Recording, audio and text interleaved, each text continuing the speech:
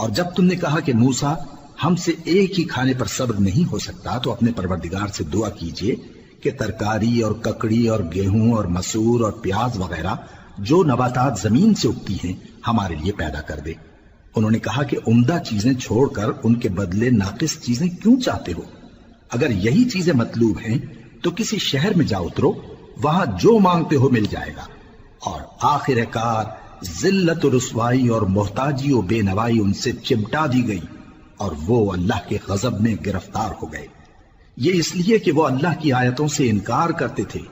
اور اس کے نبیوں کو ناحق قتل کر دیتے تھے، یعنی اس لیے کہ نافرمانی کیے جاتے اور حد سے بڑھے جاتے تھے۔ جو لوگ مسلمان ہیں یا یہودی یا عیسائی یا ستارہ پرست، یعنی کوئی شخص کسی قوم و مذہب کا ہو،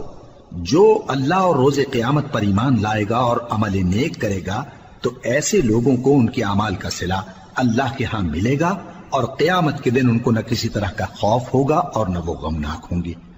اور جب ہم نے تم سے عہد کر لیا اور کوہ طور کو تم پر اٹھا کھڑا کیا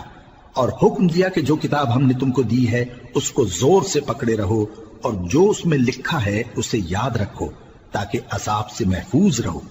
پھر تم اس کے بعد عہد سے پھر گئے، سو اگر تم پر اللہ کا فضل اور اس کی مہربانی نہ ہوتی تو تم خسارے میں پڑ گئے ہوتے۔ تم ان لوگوں کو خوب جانتے ہو جو تم میں سے ہفتے کے دن مچھلی کا شکار کرنے میں حد سے تجاوز کر گئے تھے، تو ہم نے ان سے کہا کہ ذلیل و خوار بندر ہو جاؤ، اور اس قصے کو اس وقت کے لوگوں کے لیے اور جو ان کے بعد آنے والے تھے عبرت اور پرہیزگاروں کے لیے نصیحت بنا دیا۔